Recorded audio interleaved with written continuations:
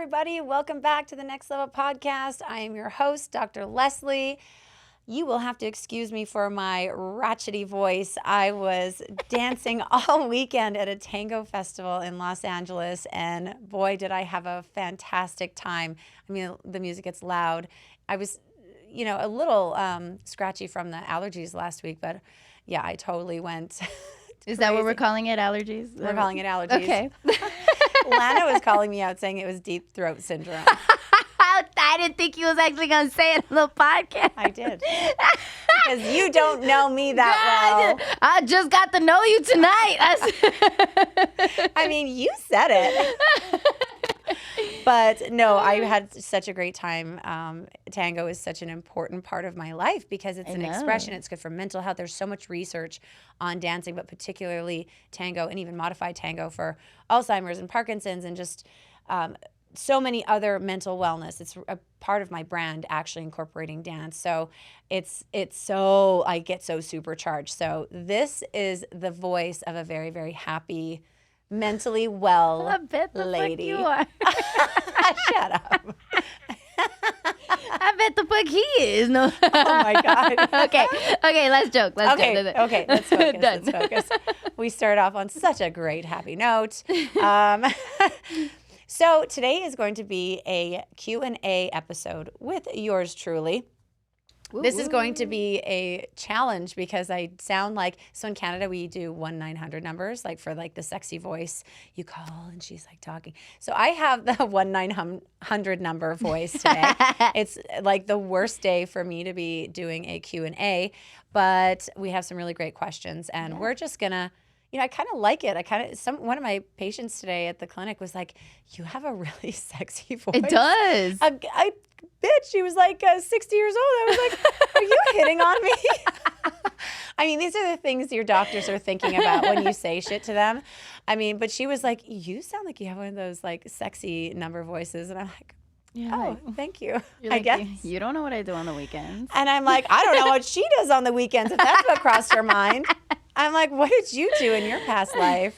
That's funny. I mean, I have a good time with my patients. But yeah, so maybe me straining my voice a little more might allow me to keep these stressed vocal cords. I don't know. I kind of like it. Every now and then I get. How was your stress reliever this weekend? Because I know you did Tango this weekend, right? Yes. How was it was absolutely fantastic. I mean, it is, like I said, it's a mental and emotional and really spiritual experience. Like when you dance, it really becomes meditative because when you're connecting with somebody and you dance with different people, I always try to dance with the good people because I'm good and I don't like to be just flopped around the dance floor.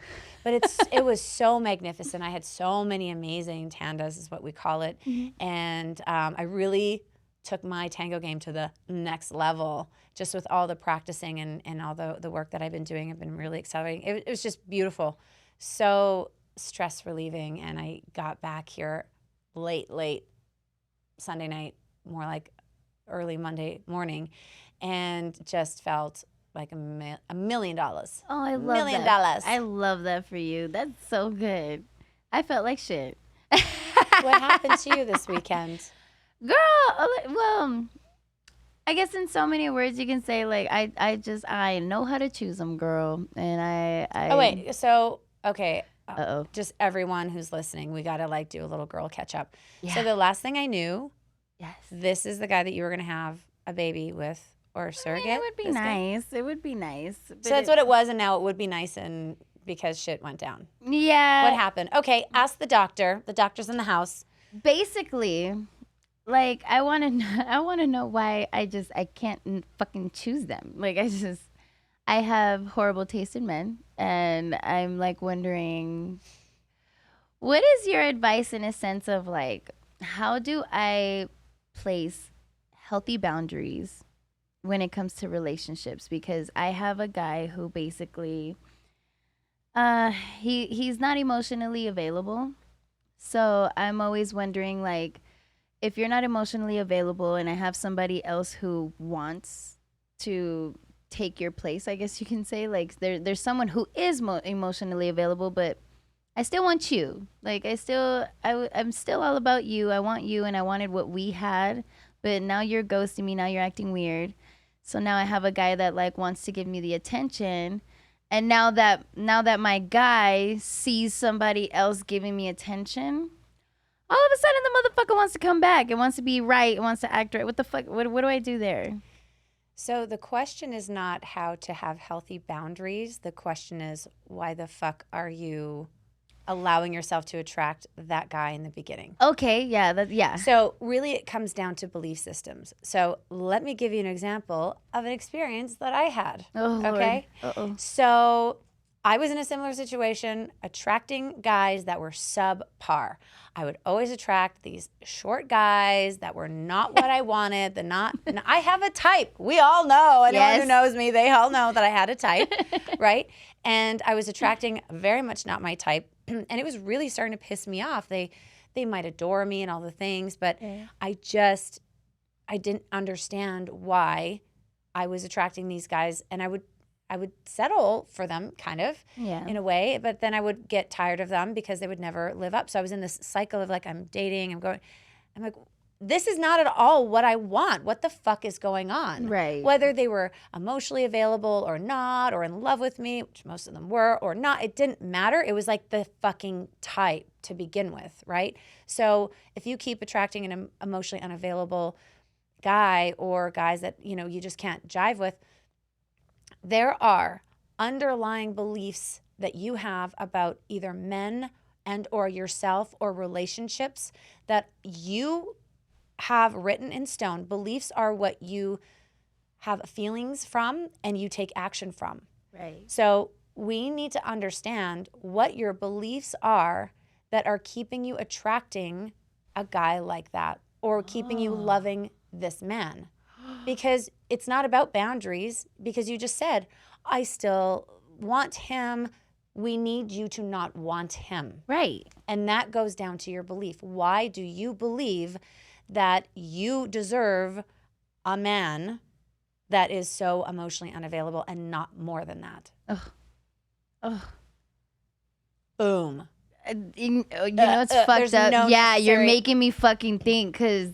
This is an exercise you'll have to do on your own unless you want to do it now. I mean, these are things that I do with, coaching clients.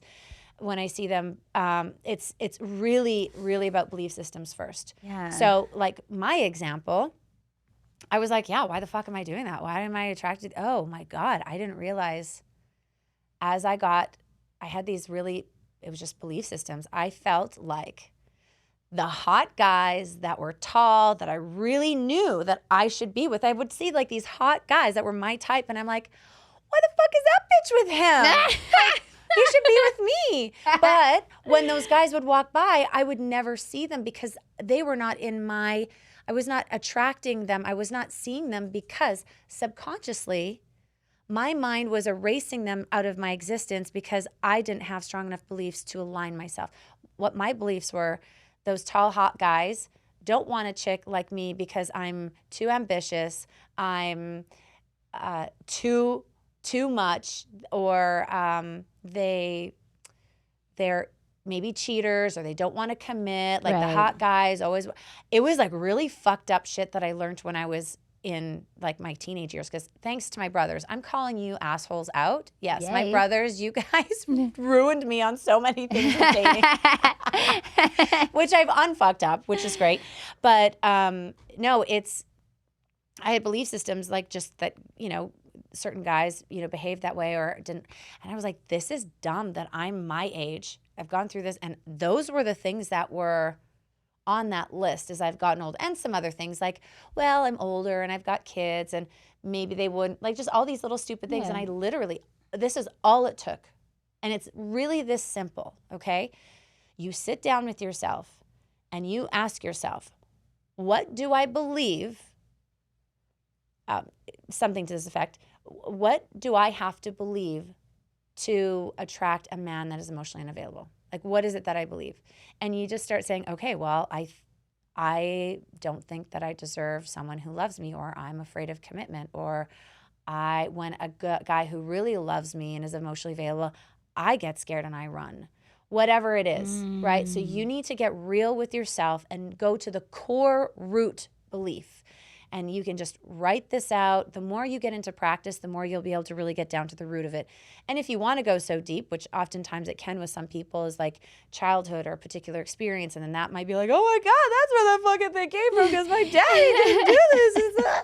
And then you cry, and then you're like, oh shit, okay, well now I'm a big girl. That is, I can choose not to feel that. I release that. What do I want to believe about myself and about men and relationships? And then when you choose those beliefs, because becoming aware of a belief system in itself dissolves it, it illuminates it. Right. Then you get, now it's a choice. It's not automatic. Now you choose your beliefs and what you align with. And then you say, okay, these are my new belief systems. So for me, I'm like, I want my tall, exotic, sexy, loving, fill in the blank man. And these are the new beliefs that I have about that shit. Right. And I guarantee in a week and a fucking half from that day that I changed my belief system, that person walked in my life. It is like instant, but you have to go through every single one of your belief systems. These belief systems are what make us feel and carry and act. And I'm telling you what the difference was. This is a very, very simple way of explaining how the belief systems work. So I knew the very moment when I saw that guy, this is what happened, Lana. It was like absolutely insane. There was this moment when I was like, do I talk to him or do I not? Like so I walked Your old belief systems took over. Well, it was that old like subconscious, but I would, at least this time I was aware it was there because my belief system had changed. So it's like, are you going to do it? And I walked by him, and then I was just like, that new belief was like, dude, turn around. Like this is your opportunity. I turned around and was like, hey, and because I recognized him, I'd seen him before. And it was just like, that was it. It was done. So my behavior, my confidence, my knowing what I was worth. I saw him because he was in my radar of belief systems, what I was aligning myself with. And then also I got the prompts from my subconscious to conscious saying, this is what you're looking for. It's right there. What are you going to do? And then I took the action because I was confident in that. I had that belief system. So for people who are sort of newish to how this sort of phenomena works, our brains are very tricky. We only see what we basically believe and what we're telling ourselves. Right. We've done there's many studies out there. Like another good one is my brother. It was so funny. I think I told this in season 1, but this is when we were teenagers. He was making some French fries and he was looking for the ketchup bottle. And it was like, a table like this, the island. Yeah. And he made the French fry and he was just like, got so mad. Where's the fucking ketchup? I can't find it. And I literally am standing there looking at the ketchup bottle on the table. I'm fucking bawling, laughing because he cannot see the ketchup bottle right in front of him. I can't find it. Where is it? Like, it was right there. His perception was like, I can't find it. Someone threw it out. Where did I put it? I love this example because it is such a proof of literally. It's right there. It was right there in front of him. I was on the other side. I'm like, dude, can you not see the ketchup bottle? Seriously? And he's like, I can't see it. And I just went like this. I like looked down and he looks down and he was like, in that moment when he was like looking at me, I intersected his pattern. Right. And then I looked down and he looked down. He's like, oh my God, I can't believe. So the mind is very powerful with our belief systems. So for your specific situation, and just like my example of me actively changing my belief systems, you need to get to the bottom of it and figure out what you believe that's attracting this guy, why you still want him, and then what do I need to believe in order for me to attract the kind of guy that I want and to receive that love. Right. So you can even, since you have 2 men right now that you're kind of, has as I don't want to say comparisons, but one that's great and love you, but for some reason you don't like him, and one that you love but who's not available. Right. What are your beliefs? You can even say, what are your beliefs about the guy that loves you, that as a reason for why you don't love him? You know what's funny is the question that I wanted to ask while you were saying all of that is, like, I have a type just like you do. Yeah. I'm starting to hate my type. Like, I'm really starting to, like, I feel like most of the guys that are my type, the guys that I'm attracted to, aren't emotionally available. And then, like, now that you're speaking, I'm like, why am I so interested? But I'm like, I don't know what it is about them. I would be careful about you labeling. See, that's another belief Oh, that you're trying, that you are saying that your type are emotionally unavailable. You are now creating a belief that your type that you want has that may not be true either. Right? Because Right. no matter what race or ethnicity or whatever your type is, there's a good, amazing man. I So, hope so. so what we need to do before you start making this correlation that's going to end up being very rooted and it's going to be hard for you to Right. is really get down.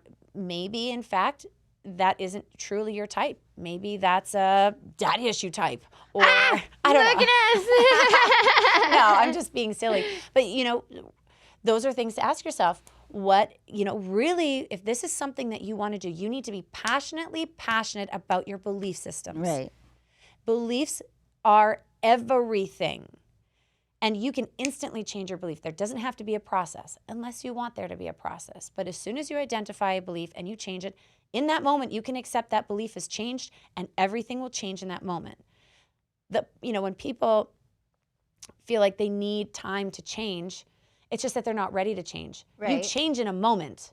The process doesn't create the change. Right.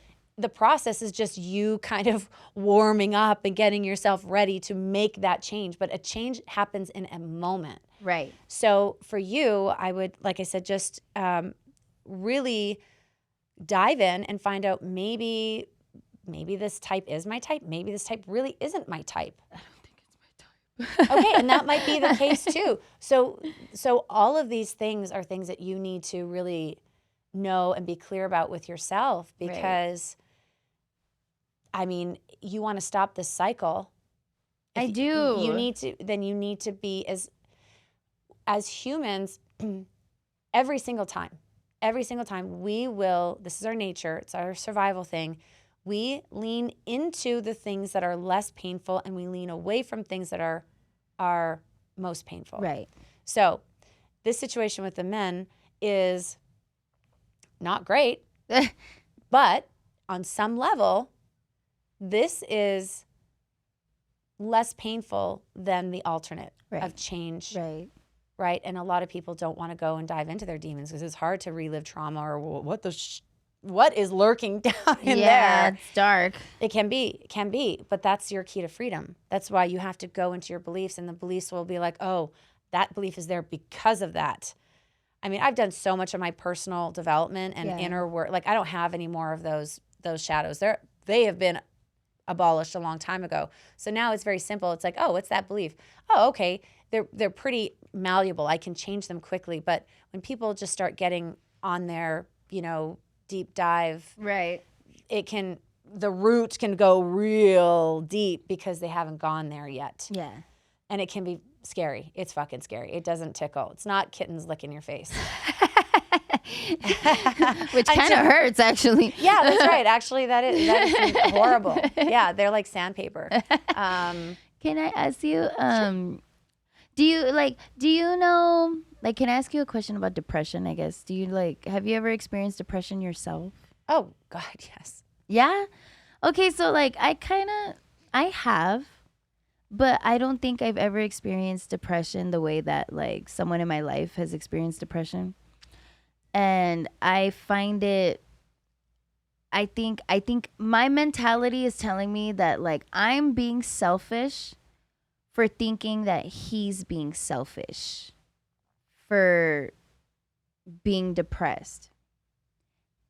What do you think about that? Because I don't know how to explain it. Like, he's just, like, this person's going through a lot. He's going through the most. Mm-hmm. And so he's in a really depressive state, to the point where they're telling me, like, I want to hurt myself. I want to end everything. This is like, it's becoming too much. And I'm like, okay, like, and I'm trying to be there for you so you know that someone's there for you.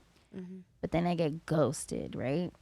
So I get ghosted, and now this is a person who's telling me that they want to end their life, but then I'm like, okay, then can you at least text me good night every night so that I know that you're alive? And they don't. So now I'm freaking out.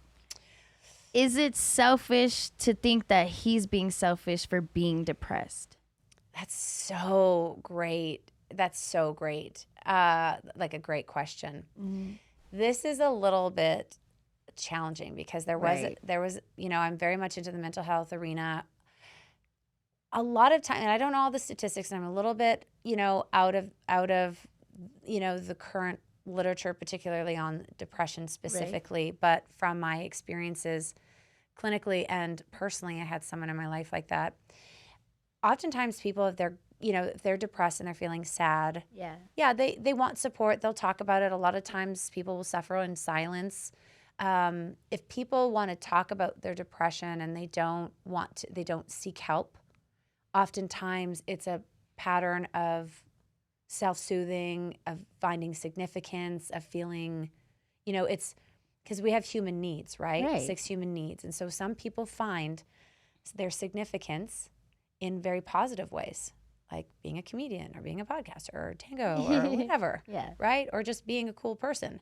Other people can find significance by clinging to a bad habit, you know, being, you know, being a criminal, or using depression as a way to make them feel significant sometimes. Okay, this is, please, I don't want to get any emails or anything about this. This is a very specific situation. I've experienced depression, but again, sometimes people will use their challenges as a way to get the attention and the soothing and the significance that they need. Like Munchausen syndrome. In the wheelhouse, yeah. Okay. It's kind of similar, right? Yeah. Yep. So and that's not predominantly the case with depression. Right, But right, yeah. what you're picking up on is pretty accurate, because oftentimes when people are depressed, they internalize, they're sad, they don't want to talk about it. They want to hide, they want to go by themselves, right? They're not saying, I mean, if they're crying out for help and they're like suicidal, that shit you take seriously, and then you call and then you refer them and you're like, dude, I don't want you to hurt yourself. But if it's and then they're ghosting, you know, you do have to start thinking, okay, what significance are they getting by holding on to this and not getting help? Yeah. They may not even be aware of it either. It's not like they're deliberately doing it, you know? It's just some people get so stuck that they end up identifying with it as their way of being significant, and it just sticks, and they're like, oh, you know, subconsciously they're like, okay, I'm a depressed person. When I'm depressed, I get attention, people are there, and I get my needs stroked, and then I can just ghost and leave. But it leaves you as the caregiver person going, what the F just happened? Yeah. So, you know, in this situation, if the person reaches out, just say, I want to be there for you, but I don't know how to best care for you. Right. I'm suggesting you go to therapy or see a psychiatrist or somebody. And this is where your boundary comes in. Because if you're feeling drained and you're feeling like something is up, and maybe you're feeling like they're being selfish, you can have a boundary there and say, this is too much for me. Right. It doesn't make sense to me. I don't understand. The fact that you're saying that, feeling that he's selfish is telling all of us that you're not liking the pull that you're getting. Of course not, yeah. And so we just honor that and say, okay, Lana is not in a place to, whatever this is, whether it's for attention or real or whatever, you just can't do that. And that's okay. Yeah. And so if that person reaches out to you, just say, listen, I want to be there. I don't know how to. This is getting uncomfortable for me. I worry about you. And so I'm suggesting you go to a therapist and get help. Talk to me about what you're learning to help you get better. Yeah. I will listen to that, because I guarantee you'll be interested in that. 1,000%. Exactly. You don't want someone to just be pulling you down and they don't want to get better. Yeah. That's what's happening, right? It's literally what's happening. They just want to feel significant. Oh, she's going to listen. I get to feel significant. And then it's just like when his cup is full, he goes, and you're like, what's happening? Are you okay? No. All you say is, I can't do this. When you're ready to get help, I would love to actually hear what you're doing and what you're being told to get better. And then let me tell you, they will not be calling you anymore because you've now taken their supply of significance away. Right? The depression may or may not, whatever the role is or how severe, but that is also their journey. Right? And if something should happen and it is a real depressive episode, you're still in the right by putting up the boundary because you're not a therapist and you're feeling drained and it's pulling on you and that's not healthy for you. So your best thing is to say, I think you need to get help. This is an ongoing thing. I'm scared for you. When I don't hear from you, it scares me. So, I want to be here, but I want to be here in helping you get better. And this isn't helping you and it's not helping me. So go to therapy. And if they choose not to, your hands are clean.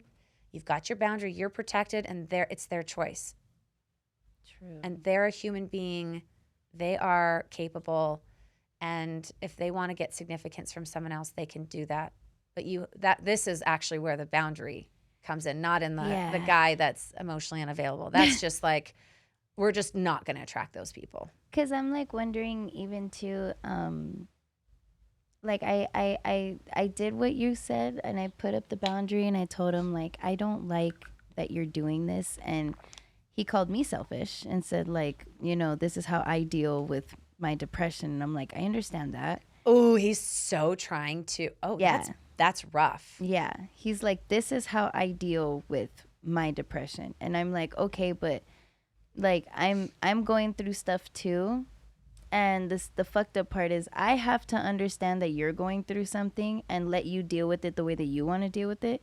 But when I'm going through something, I like to deal with it by talking and hugging on my boyfriend. Oh, excuse me, but like my person, Yeah. So I'm like, if I want to hug you and I want to at least just like cuddle up and just like have everything pretend to be okay for like 10 minutes just because I'm hugging you. Like I want that. But to you, it's like, I don't want to do that because I'm depressed. And I'm like, well, I'm depressed too. Like I have shit going on too and I want to hug. Right. So firstly, you guys are saying selfish like it's a bad thing. Yeah. And it's not. Your life is about you. That is selfish. So people want to say, you're being selfish. Well, but I should be. It's like we're being shamed by being selfish. Yeah. You need to take care of yourself. The fact is, whatever you want to call it, let's just take the labels out because selfish is something people love to throw around to try and make you feel guilty and shamed. Very true. Just the fact is, whatever you want to call it, I am not comfortable with this anymore. I don't like it. I can't participate. Yeah. So if you can't handle that, I'm sorry. Clearly, then we shouldn't be talking if you can't understand that. Is it fucked up to like break up with somebody if they're going through that much stuff to the point where they like want to end things and they're telling you about it and then you're like, okay, well, I want to be there for you. Okay, you're stressing me out. You know what? I'm just gonna leave you alone. No, because this is the other thing. To have someone, any person needs to be focusing on getting better, right? Staying stuck isn't doing anything. You don't want to stay stuck. You're like, dude, I have shit I'm trying to figure out and you're figuring it out. I am, right. And he's not figuring it out. Motherfucker, you make so much fucking sense. Oh. Thank you very much. So, fuck you. Oh, thank you. Thank you very much. Thank you very much. No, but that's it. It's just you require to be you're not a bitch. Right. You want to be there. I know you. You just said totally it. Do. You just don't want to be on the fucking hamster wheel doing the same thing over and over and over and over and over again because you're not doing that. Right. You're like, dude, I will be there. When you stop being self-absorbed on the hamster wheel, right, and want to actually get your shit together and do something about it, I will be there and I will cheerlead the fuck out of you. But right now, you're not doing anything. So do nothing over there because you're not doing anything is affecting my doing something for myself. Right. You're just not aligned. Right. This is what you're sensing. You're wanting him to do something. You weren't sure what it is he needed to do. You're trying, he's not. That's where the disconnect is. So he's saying you're selfish because you're actually doing something and he wants to keep you down here with him. And you're like, dude, fuck off. Like, when you want to grow with me. We'll grow together. We'll lift each other up. But you're not doing that. Oh my God, that's what I told him. I was like, if we're both having a bad day, then let's have a bad day together. It sounds like he doesn't want to get better. He wants to keep in the cesspool of depression and sadness, and you don't want to. Oh no, I don't. So it's very simple. I am just not a sad person. I just don't allow it. Because you don't feel, you've chosen for sadness. Sadness doesn't give you anything. No, yeah, exactly. There are people who choose sadness and crime, and like putting a gun to someone's head makes it's like, what's going to happen? It's excitement, and it's like significant. I feel like with the depression, people like to feel pitied. And I personally don't. I don't like when people feel sorry for me, and I don't like when people feel like they have to help me. I don't like that feeling. So when I'm like depressed, I kind of just, not even depressed, because I don't get depressed no more. I feel like now it's just like, let's dissect why this happened, take the positive out of it. What lesson did I learn? Move the fuck on. Right. And I move the fuck on, but that's how my parents raised me. It's just like literally, like, life happens, bitch. Move the fuck on. And he's so stuck that I just don't know how to handle it, because I'm like, I'm not like that. Right. It's really tricky. I mean, I went through depression when I quit ballet in my 12th year of high school. Grade 12? Yeah. 12th grade? What do you call it in the US? Whatever. 12th grade, yeah. 12th grade. Mm-hmm. So my senior year. Yeah, senior year. Senior year. And right in the summer before. And I got really depressed because it was my life. My grades dropped. Like, I was so much more efficient when I was dancing. It was just the creativity and everything. I was very, very sad. And it was a loss. I was grieving. So that's a little bit different. I went through depressive episodes when I went through my big legal battle. That's I was right. bouncing up and down and like freaking out and depressed. And then I would be okay, and I would be toggling through all of it. True depression, and we, to be honest, we're still learning so much about mental illness, but yes. But depression, is it really just a state of mind and being? Is it truly a chemical thing? Like, right. So is it a consciousness thing? Like, people, like artists, they love their depressive states because they're the most creative. We're starting to think that true depression, if there was one, is actually an altered conscious state that allows you to tap into this sort of realm of creativity. I get that. So we have to really take this definition of depression and really dissect it into how is it being experienced and how is the person utilizing it? Because sometimes it is just behavioral or taught or learned, and people just get stuck in it and they're using it as a significance thing or something like that. Yeah. Or maybe it is a conscious thing, like they get depressed and sad and they get their most creativity. And a lot of artists don't ever want to get rid of it because their most brilliant work comes from there, and they want to be dark, but they're not the ones reaching out to people. They don't want to get better. They usually don't, do that with other people. They just know when they're sad, they're going to lock themselves in the room. They're going to paint or they're going to sculpt or whatever. So we're not painting everyone who experiences depression with the same brush. But what you brought up was a really good piece. So outside of an artist who generally likes to, they don't want to be medicated. I've seen artists who are like, I feel sad. What is going on with me? Is it bipolar? Is it depression? Do you want medicine? Well, no, I kind of like having my lows. Okay, so that's fine. That's your choice. That's your livelihood. Okay. But with someone who it's not their livelihood, it doesn't serve them other than to feel significant, you as the person in their life can choose whether you want to be a part of that or not. You can enable them and be codependent, or you can say, okay, if this is really a problem for you, then you need to do something about it. And I will be with you on your treatment and recovery journey, but otherwise I can't be there because it's not healthy for me. Right. Yeah. And it is okay. Now, and then there's other gray areas where people really do have what's, considered in Western medicine. However, true it is, major depressive episodes when they're up and down and up and down. Well, that's where sometimes they're on treatment and they're trying to do the best they can. And maybe it really is chemical or the gut brain axis and there's shit going on that really is beyond their control and they really do want to get better, but they can't. That's another story where then as a spouse or a caregiver or a partner, it can get very burdensome. It can be challenging. And that's where you have to have the discussion. Okay, when you get to this level, it's hard for me, or this is how we're going to cope. But there generally is, an intention of that person to want to get better. Oftentimes they're medicated or they're doing something. So there's some gray area too, but you still get a choice and you still get to decide how much you want to participate in that experience. Right. So it's about you and what your limits are. And no one can tell you you're an asshole or you're selfish in a bad way for not tolerating it or it's okay. Yeah. Know your limits and accept them and be like, you know what?